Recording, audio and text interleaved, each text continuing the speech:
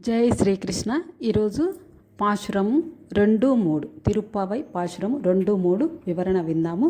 Rukmini ma'am బాగా చక్కగా వివరంగా చెప్తున్నారు, అర్థవంతంగా. ఒకసారి విందాం. తను ఒక గోపకన్యగా అనుకుంటూ తన చెలికాండ్రనందరినీ కూడా వాళ్ళందరినీ కూడా ఈ యొక్క తిరుప్పావై వ్రతం కోసం వాళ్ళందరినీ గోపికల రూపంలో ఆవిడ నందగోపాలుడి ఇంట్లో ఉన్న ఆ కృష్ణుడి రూపాన్ని ఆ టెంపుల్లో ఉన్న స్వామితో పోల్చుకుంటూ ఈ యొక్క 30 రోజుల వ్రతాన్ని ఎలా చేయాలో అమ్మవారు మనకి తెలియజేస్తున్నారు. కాబట్టి ఈ యొక్క ఈ శ్లోకంలో మనం నిన్న చెప్పుకున్నట్టుగానే అందరినీ పిలవడమేమో నిన్నటి శ్లోకం అయిపోయింది. ఈ రోజు శ్లోకంలో అమ్మవారు ఏం చెప్తున్నారంటే, ఒక్క నిమిషం ఆపండి. ఆ పిలిచిన గోపికలందరినీ కూడా తన చెలికాండ్రనందరికీ చెప్తోంది. ఈ మాలికలో ఏం చెప్తారంటే, గోదాదేవి వ్రతం చేయడానికి కొన్ని నియమాలు వివరిస్తున్నారు. శ్రీకృష్ణునికి అంకితం కావడమే ముఖ్యమైన నియమం. భక్తి లేనిది వ్రతం చేసిన ఫలం దక్కదు. ఆ భక్తి అంటే ప్రేమ. మన ఏం ఎక్స్పెక్టేషన్స్ లేకుండా పరమాత్మకు మనకి సృష్టిలో ఇన్ని ఇచ్చి మన శరీరాన్ని ఇంత చక్కటి జన్మనిచ్చినందుకు ఆ పరమాత్మకి ప్రేమ స్వరూపంగా మనం ఈ యొక్క ఆయనకి మనసును అంకితం చేస్తూ ఆయన అనుగ్రహం కోరుకుంటాట. అయితే ఇవి ముఖ్యం అన్నమాట. ఈ యొక్క కావాల్సినవన్నీ కూడా ఇవే.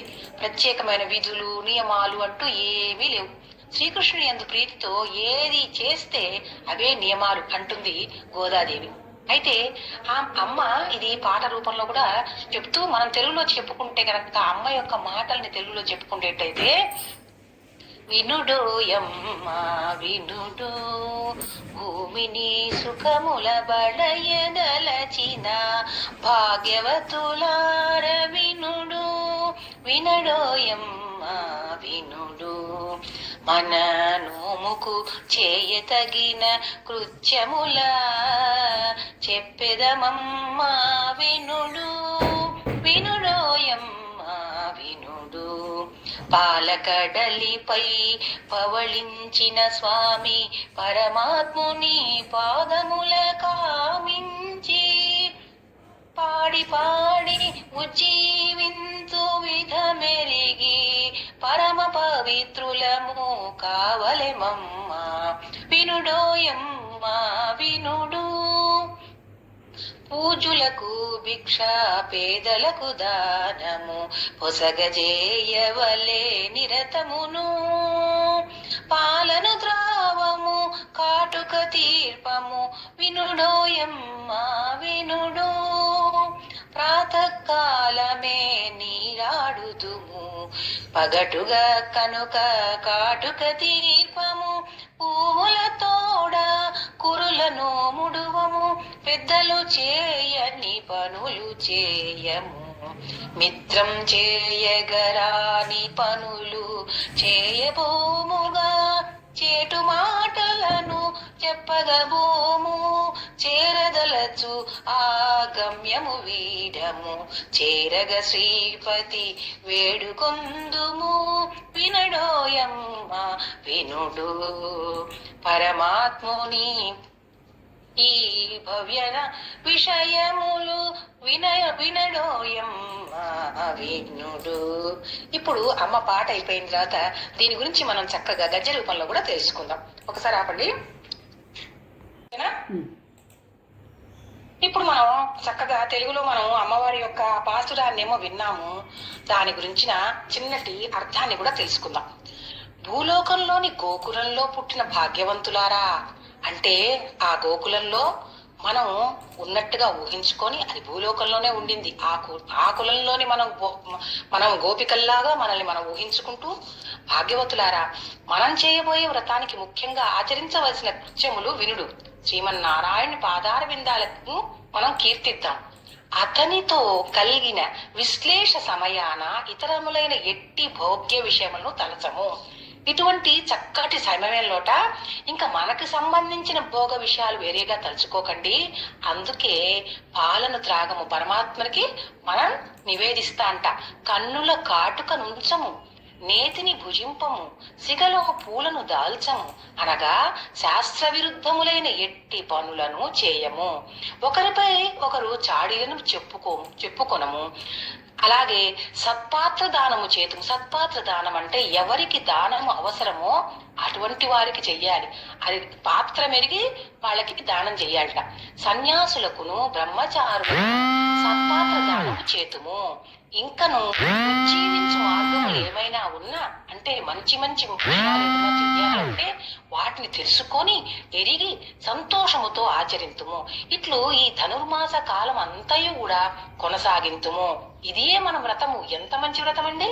ఇందులో ఏం చెప్పబడింది? ఏమన్నా అమ్మ ఏమన్నా కష్టంగా మన ఇష్టూరంగా మనం ఏమి చెయ్యకూడదు ఏమీ చెప్పలేదే. ఎంతో చక్కగా ఏదన్నా దానం చేయగలిగితే చేయండి. ఇంకేదన్నా మంచి విషయాలు ఏది తలుచుకున్నా కూడా మీరు చక్కటివన్నీ కూడా ఇందులో సమకూర్చుకొని చేరండి అంటూ చేయండి. ఇవే నియమాలు అంటూ అమ్మ మనందరికీ కూడా చక్కగా చెప్పారు. ఇక ఈరోజు మనం 3వ పాసురంలోకి వెళ్దాం. మేడం, మూడవ పాసురానికి వెళితే అందులో ఏం చెప్తున్నారంటే అమ్మ, ఫస్ట్ మనం దేవతలకి తెల్లవారే సమయంట సత్వాన్ని పెంచే కాలం కాబట్టి ఆచరణ ద్వారా మనం ఈ మాసాన్ని వినియోగించుకోవాలి. స్నానం చేయడానికి వెళదాం రండి. ఎలాంటి స్నానం అంటే భగవంతుని కళ్యాణ గుణాలతో మన పాపాలను కడిగి వేసుకునే స్నానం. ఆయన గుణాలని మనం పాడుకుంటూ చెప్పుకుంటూ మన పాపాలను కడిగి వేసుకోవాలట. అలాగే తిరుప్పావైలో వేకువజాము స్నానానికి గోదమ్మ అధిక ప్రాముఖ్యతనిచ్చింది. మనం రోజు చేసే బాహ్య స్నానం కాక అంతర్స్నానం చేయాలని తిరుప్పావైలో సూచించింది. అంతర్స్నానం వల్ల అంతఃకరణ శుద్ధి అవుతుంది. బ్రాహ్మీ ముహూర్తంలో స్నానం చేసి తిరుప్పావైని నిత్యవ్రతంగా చేసుకుంటే భగవద్ అనుభవం కలుగుతుంది. భగవత్ గుణానుభవ స్నానానికి జ్ఞానం, భక్తి, వైరాగ్యం అవసరం. అందుకే 1వ పాసురంలో తన చెలులను ఆమె సేరిళయి అని సంబోధిస్తుంది. అంటే జ్ఞాన, భక్తి, వైరాగ్యాలనే ఆభరణాలు ధరించిన చెలులారా. ఆ ఆభరణాలు కూడా ఎటువంటి ఆభరణాలట? జ్ఞాన, భక్తి, వైరాగ్యాలనే ఆభరణాలు ధరించిన ఓ చెలులారా అని పిలుస్తుందిట వాళ్ళని. వాళ్ళందరినీ అమ్మ స్నానానికి రమ్మంటుంది. ఇది బాహ్య స్నానం ఎలాగో ముఖ్యమే. ఎందుకంటే మనకి ఆ శుద్ధి కలిగినప్పుడు మనస్సు అంతరంగా కూడా మనం స్నానం చేసి వచ్చాక చాలా ఫ్రెష్నెస్ ఫీల్ అవుతాం. కానీ అంతర్శుద్ధిలో ఇంకోటి ఉంది. ఏంటి? ఆయన గుణాల్ని పాడుకుంటున్నప్పుడు ఆ గుణాలు మనలో కూడా ఎంతో శుద్ధిని కలుగజేస్తాయట. కాబట్టి మన మనశుద్ధిని కూడా మనం కలగజేయడానికి భగవంతుడి గుణగణాలు మళ్ళీ మళ్ళీ వినాలి అంటున్నారు. ఎందుకంటే భగవంతుడు మనలోనే ఉన్నాడు. మనలో మార్పు పరమాత్మ దగ్గరగా మనల్ని తీసుకెళ్తుంది. అయితే ఈ పాసురాన్ని మనం తమిళంలో చదువుకోవట్లేదు. ఇప్పుడు దాని యొక్క అర్థం చేసి చెప్పుకుంటున్నాం. ఈ వ్రతానికి ప్రధాన ఫలము శ్రీకృష్ణ సంశ్లేషమే. సంశ్లేషం అంటే ఆయన దగ్గరగా చేరడం అంటే ఈ శరీరాన్ని వదిలేయడం కాదు. మనము ఇక్కడ ఉన్నా అంటే శరీరంతో ఉన్నా శరీరంతో లేకపోయినా ఆత్మ అనే ఒక భగవంతుడికి మనం దగ్గరగా ఉంటూనే ఉన్నాం. కాబట్టి ఆ పరమాత్మను తెలుసుకోవడమే మనకిక్కడ చేరడం అంటారు. మన లోపల దైవం ఉన్నాడు అని తెలుసుకోవాలి. అంతటా ఆ దైవాన్నే చూడాలి. అయినా దీన్ని చేయడానికి అనుమతించిన వారికి కూడా ఫలితం కలుగుతుంది. బలి చక్రవర్తి నుండి 3 అడుగుల దానాన్ని పొందిన శ్రీకృష్ణ పరమాత్మ అత్యంత ఆనందాన్ని పొంది ఆకాశమంత ఎత్తుకెదిగి 3 లోకాలను కొలిచాడు. ఆ పరమానందమూర్తి దివ్య చరణాలను, అతని దివ్య నామాలను పాడి ఈ దివ్య ధనుర్మాస వ్రతాన్ని చేసే నిమిత్తం మార్గళి స్నానాన్ని ఆచరిస్తే దుర్భిక్షం అసలు కలగదు. నెలకు 3 వర్షాలు కురుస్తాయి. పంటలన్నీ త్రివిక్రముని వలె ఆకాశమంత ఎత్తుకు ఎదిగి ఫలిస్తాయి. పంట నేల మధ్యనున్న నీటిలో పెరిగిన చేపలు త్రుళ్ళి పడుతూ ఆనంద సమృద్ధిని సూచిస్తాయి. ఆ నీటిలో విరిసిన కలువలను చేరిన భ్రమరాలు అందులోని మకరందాన్ని తాగి మత్తుగా నిద్రిస్తాయి. ఇవన్నీ సమృద్ధికి సంకేతాలే. ఇక పాలు పితికేందుకు గోవుల పొదుగులను తాకగానే కలశాలు నిండేలా క్షీరధారాలు నిరంతరంగా కురుస్తాయి. ఇలా తరగని మహా ఐశ్వర్యంలో లోకమంతా నిండిపోతుంది. కనుక వ్రతాన్ని చేద్దాం రమ్మని సకులందరినీ పిలుస్తోంది ఆ గోదాదేవి చెప్పినట్లు అందరం కూడా అంతర్స్నానం చేసి పరమాత్మకి చేరువు కావాలని మనం అభిలాషిద్దాం. పరమాత్మని బయట స్నానం చేయడమే కాకుండా అమ్మ ఎక్కడి నుంచి ఎక్కడి దాకా చెప్పిందో చూడండి. ఆ యొక్క ఆ త్రిలోకాధిపతిని మనం గనక ఒక్కసారి మనం మనం తలుచుకుంటేట అవి ఆయన ఆ దుర్భిక్షం అసలు కలగదు, మంచి వర్షాలు కురుస్తాయి, పంటలన్నీ కూడా చక్కగా పండుతాయి. పంటలు పండితే మరి చక్కగా ఎత్తుకెదిగి ఉంటే ఆ చేపలు తుల్లిపడుతూ పంట చేల మధ్య ఉన్న నీటిలోట చేపలు తుల్లిపడుతూ ఆనంద సమృద్ధిని సూచిస్తాయిట. అప్పుడేమో కలువలు చేరిన భ్రమరాలు, అంటే అంతా కూడా సుభిక్షాన్ని చూపించడానికి అమ్మ ఇంత వివరించేటప్పటికి మన కన్నుల పండగగా ఇవన్నీ మనం తలుచుకోవడం, ఈ యొక్క భగవంతుడికి మనం దీనినే ఒక నివేదనగా ఇవ్వడం వల్ల ఆ సమృద్ధి, ఆ చక్కటి మనకి అవన్నీ కూడా మనకు కలుగుతాయి.